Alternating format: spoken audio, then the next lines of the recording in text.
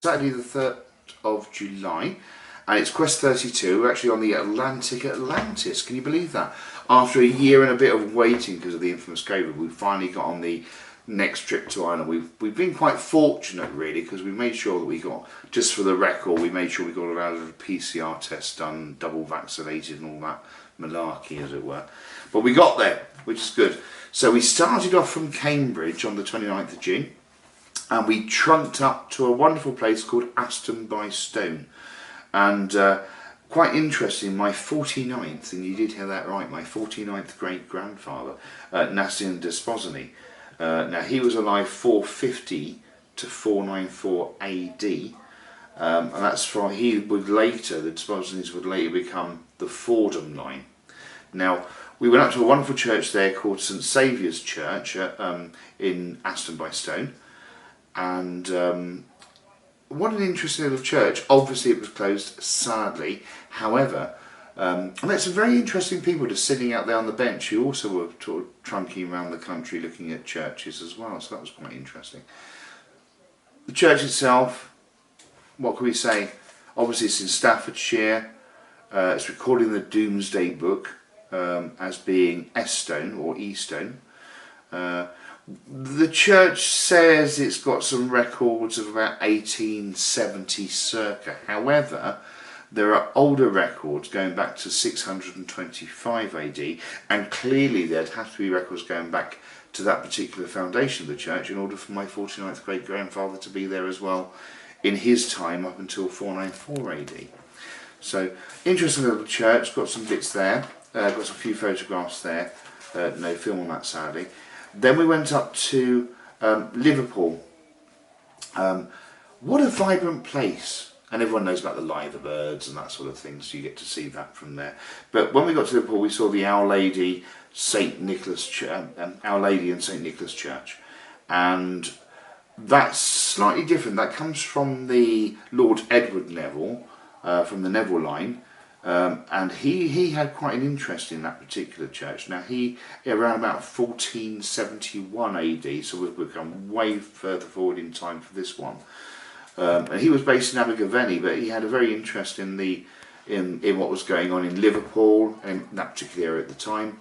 And obviously, like most areas of England at that point in time, there was a deep root in religion, deep root in churches, and how people lived their lives on a daily basis did revolve around the religious aspects really, which I think somehow we've lost that in time. But is that a good thing or a bad thing? Well, I don't know.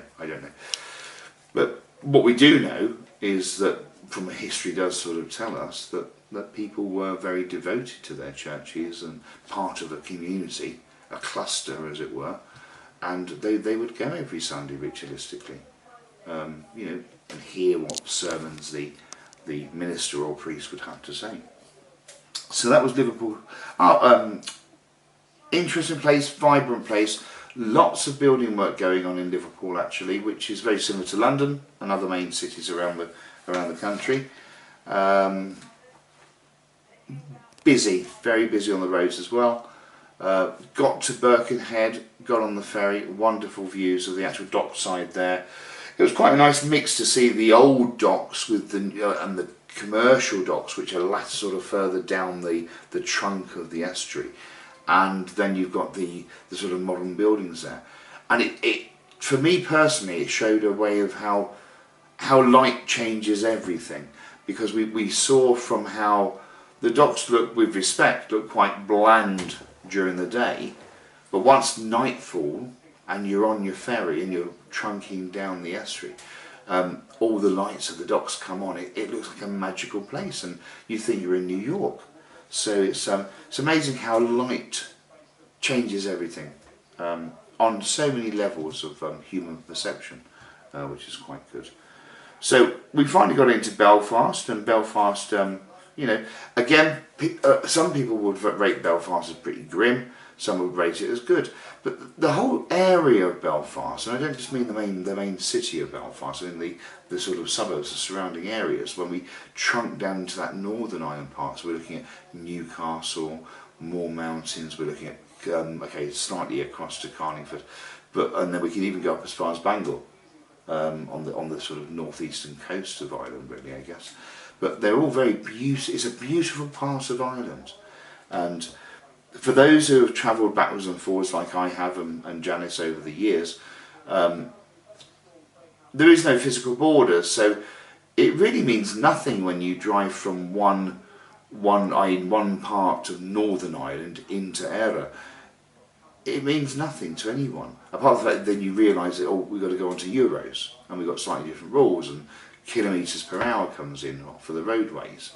And yes, obviously we see the wonderful, wonderful Gaelic language and words and all the signage, as well as the sort of modern day English terms as well. So it does beg the question about why have we still got a Northern Ireland? Why have we got a Southern Ireland, i.e. Éire? You know, should it just be unified? It would certainly resolve the Brexit issue and all the palaver of kicking up the problems of the past that is totally unnecessary. You know, if we made it all one united Ireland again, problem solved, really. Of course, that would leave the Isle of Man out on the limb, I guess, really. But that's a story for another day. But when we got through to there, we then, went down to Nowry, to St John's Church. Now, it's an interesting church. Again, it's got lots of details of the past. Like most churches we've spoken about, they've got different foundations underneath and different buildings, and they're built upon, something falls down or gets demolished and they rebuild something on the same spot again. So it always begs the question as to why all these spots for churches were selected. Now, a lot of it will be practical reasons, but one can't deny the fact of a bit of enticement for the mind and say, well, there has to be other reasons why these churches were built in those specific places. And everyone will have their own different view on that, I guess. But the St John's Church, we're looking at the year for the current build, was the 9th of August 1771. So it's well over 250 years old. At the end of the day, very interesting. One of my relatives, now on the Fordham line, there's about 4 John Fordhams in the same trunk going down, which gets confusing. But this particular John Fordham was 1858 to 1932.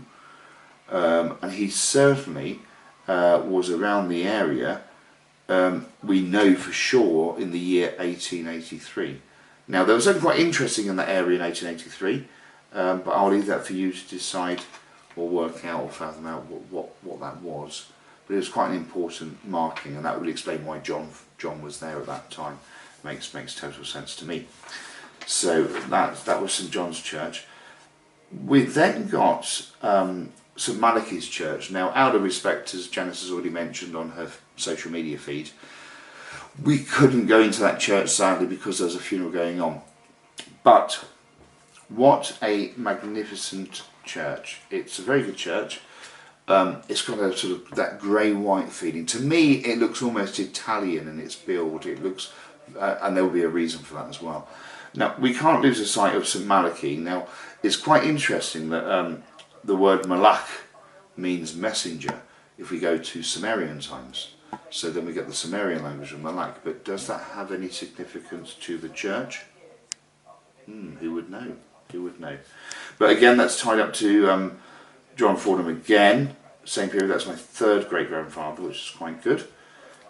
We then moved on to Killhorn Parish Church. Now, again, it's a very interesting church. It's in a place called Annalong, in Newry district. Now, there was a lot of work done in that particular part of Annalong around about the early part of 1843. So that's when a major development came into that particular part of Annalong, and I think that's still valid today, really, in that sense. So after a nice drive through some interesting roads, and that's one thing to always remember. I think on Ireland's roads, one can't drive like the clappers. You have to keep probably quite below the speed limits that are recommended, because the roads are, I would class most roads in Ireland, in Éire, in the countryside roads, to be almost like little tracks. They're very thin roads. You've got passing places, And the reason that would be there is for the simple reason the population is far less than the United Kingdom. So in a way that's a wonderful thing, because it keeps areas of beauty beautiful. It keeps the pollution of air from vehicles and machinery down lower.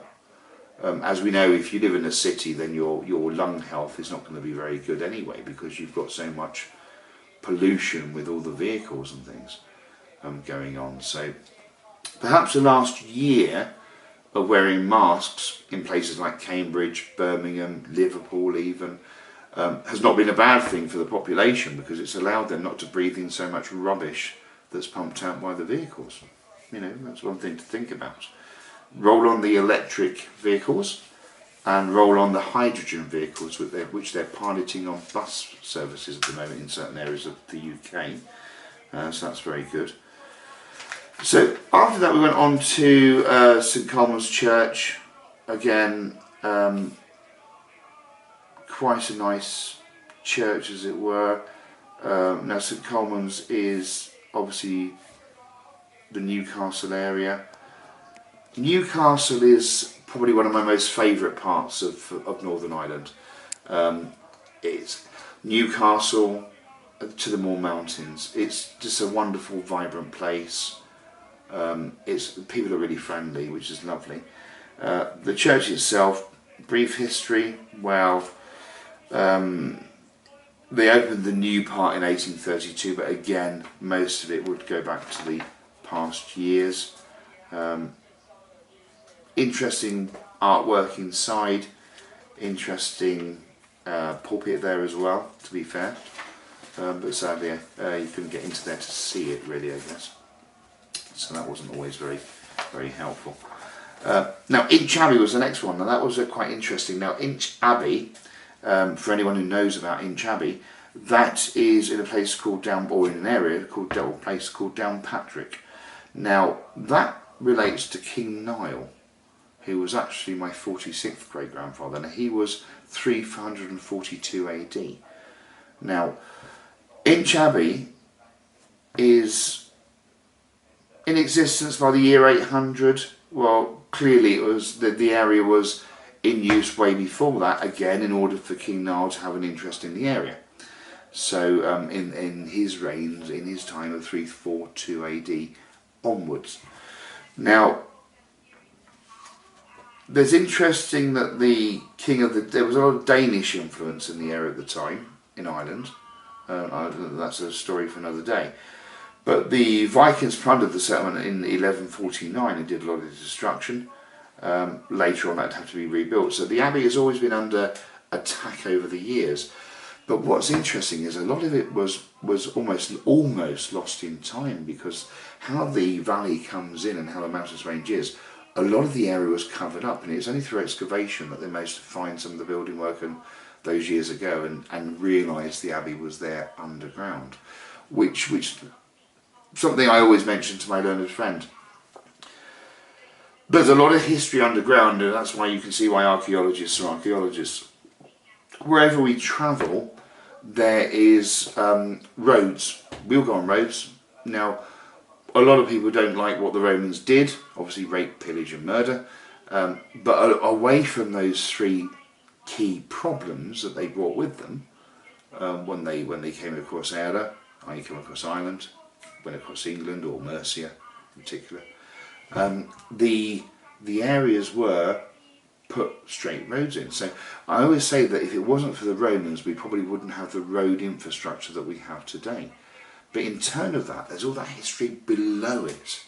And if only we ever get the chance to go underground and see these things. And we often find these things, don't we, when people are building new car parks or building buildings. They have all these different foundations, and they're trying to dig down to build the foundations, and they could come across an ancient burial ground or something. So there's so much hidden in the earth. It just that we just don't even realise. But Inch Abbey, a lovely place to walk around. There was a very large school outing. I say school outing, these were young men and young women. You know, they were in there like 14, 15, 16, 17 years old. Looked like you know when you're getting older because the teacher who was there with them, the main teacher, she looked too young to be a teacher. You always think that, don't you? When you start realising that people look too young in their role, you're obviously getting older to realise that. So, but each other, beautiful place, worth a visit. Definitely marked off on the quest, as it were, and certainly something to take away from there, which is very, very good. The next one which is quite interesting, which is in Bally Road, in Downpatrick area, and I took some pictures of this as well about my family line. So we've got the Hill surname in there as well, and this is the Bally non-subscribing Presbyterian Church. Interesting church. It hasn't got a minister anymore, but they sort of almost amalgamated with the church down the bottom of the hill. And we met a very nice lady, Lorna, who was very kind and got us the key. So we were able to get some good photographs in there, but sadly not a video as yet. But the quest is young. We've got another week, guys, so we hope to get you some really good footage inside at least a couple of churches in that time. But we had to be mindful that we were in this COVID world right now. A lot of things are closed, a lot of things are almost like streamlined down, so we'll have to see how we get on, really, I guess.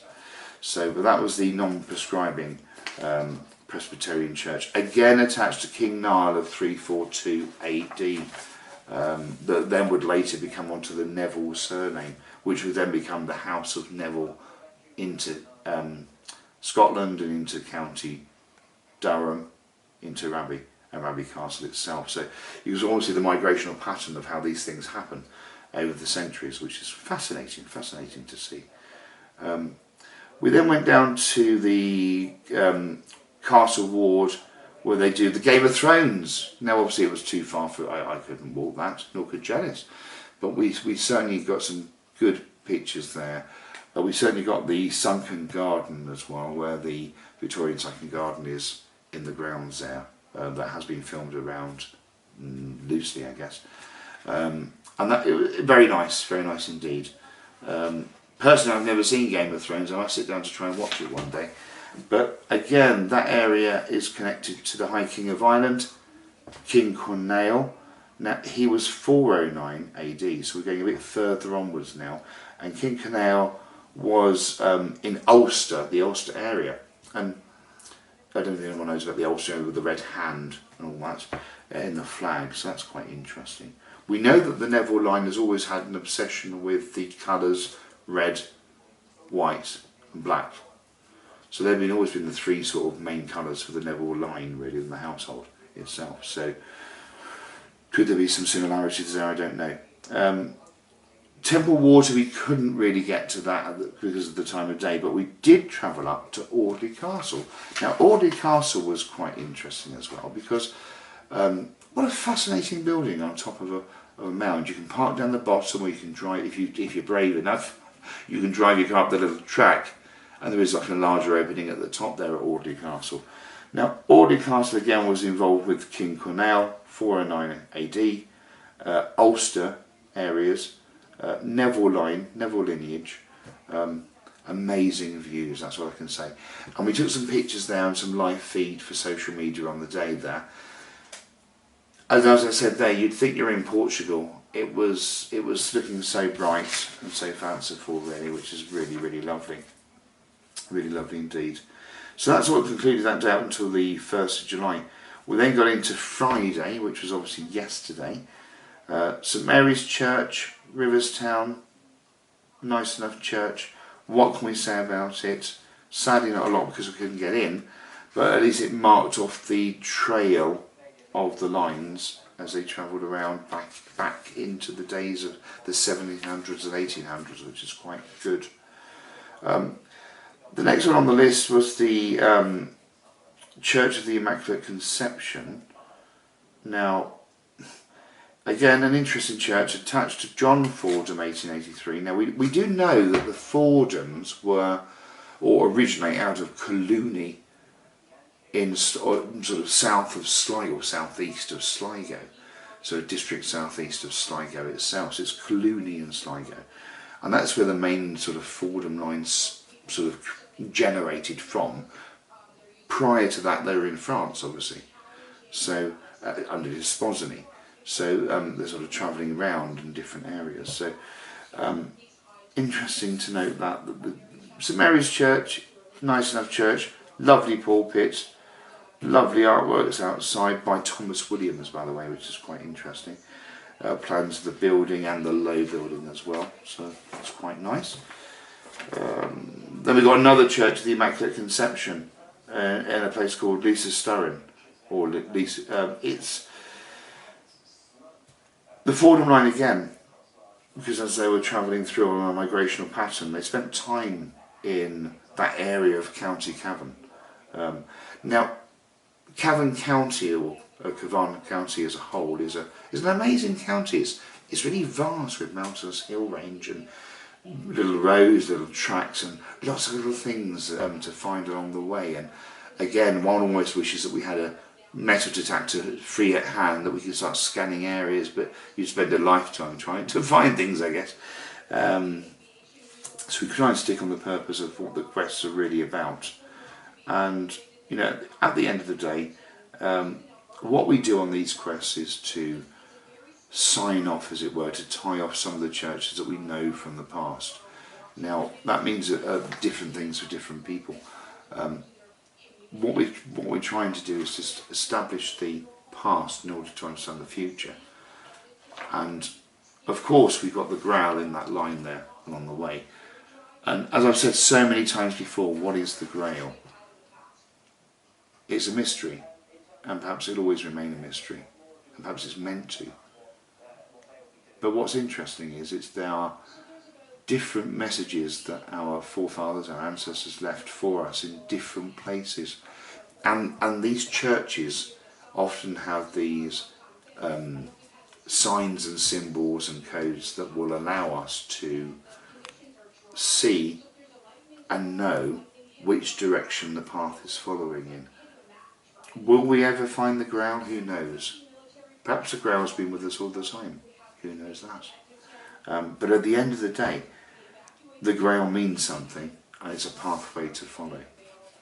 So that's what we've got. That's what we've got so far. There are a couple of other churches to mention, but they're already mentioned, and I'm sure they'll be in Genesis write-ups and things. Ireland's a beautiful place. I hope it stays that way for many years to come.